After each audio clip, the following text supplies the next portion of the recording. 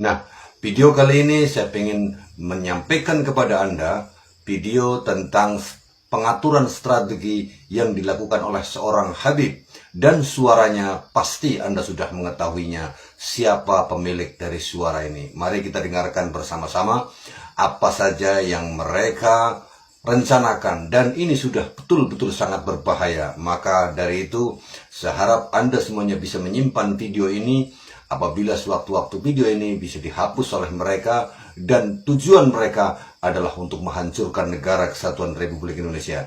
Jangan sampai negara kesatuan Republik Indonesia itu dikuasai oleh orang-orang di luar.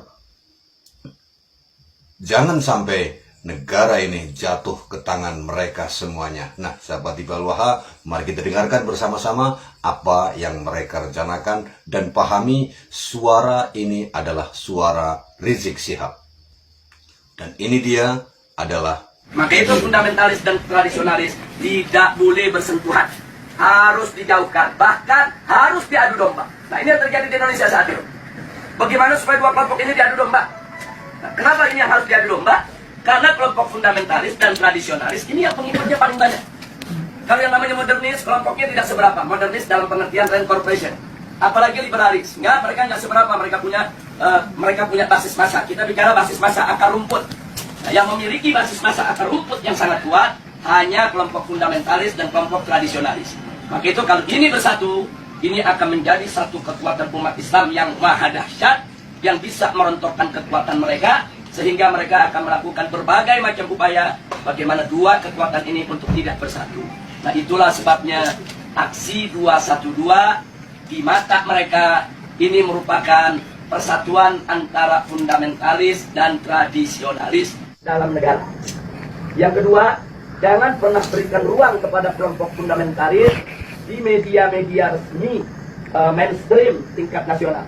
Yang ketiga, yaitu jangan pernah memberitakan segala kebaikan sebesar apapun yang dilakukan oleh kelompok fundamentalis.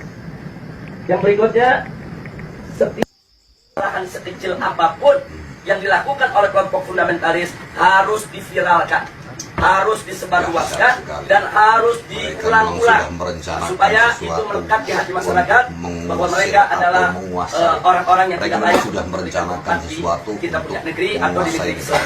Nah, kemudian nggak sampai di situ, Jadi kita perlu kelompok berhati-hati. fundamentalis yang manapun jangan pernah sebut mereka dengan rentetan gelar-gelar akademik mereka. Nggak boleh. Apakah itu gelar-gelar kehormatan di tengah masyarakat atau gelar akademik, profesor, doktor, dan lain sebagainya. Nah, cukup sebut namanya aja untuk mengopinikan di masyarakat bahwa kelompok fundamentalis itu kuper, bodoh, tidak berpendidikan, tidak punya gelar, nggak ngerti dunia akademik, dan seterusnya.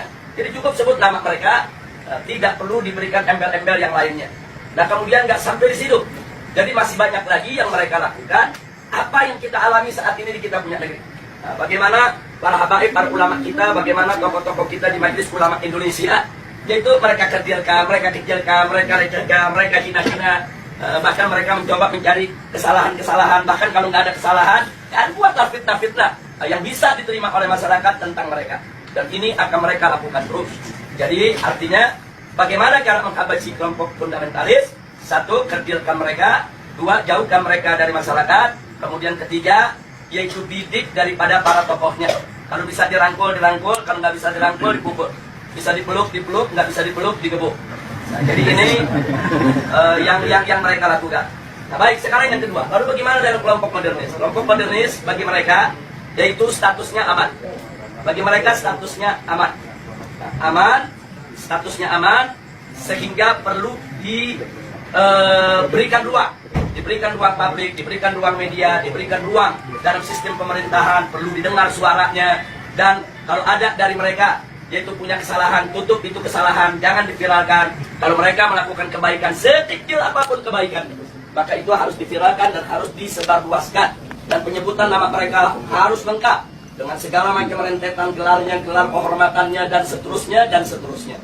Jadi posisi mereka dianggap aman. Nah, kemudian yang ketiga, kelompok liberalis. Kelompok ini mereka berikan status sangat aman. Nah, kenapa diberikan status sangat aman? Karena kelompok ini bukan hanya sekedar dianggap kawan, tapi sudah dianggap sebagai antek. Beda kawan dengan antek. Kalau modernis itu masih kawan barat. Tapi kalau sudah liberalis itu antek barat. Nah, jadi mereka sudah tidak ada nilai kritis sama sekali. Nah, tapi justru kelompok ini yang mereka besarkan. Kelompok ini harus dibesarkan di seluruh